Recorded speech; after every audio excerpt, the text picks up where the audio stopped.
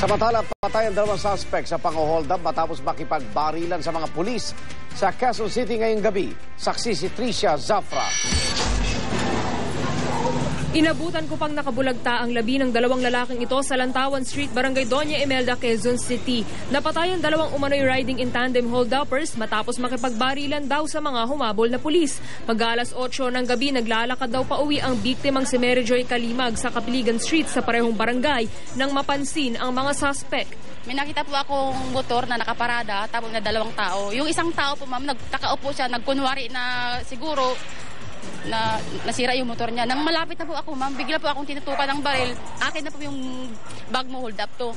Binigay ko po yung bag ko. Sa karaw humarurot palayo ang dalawa.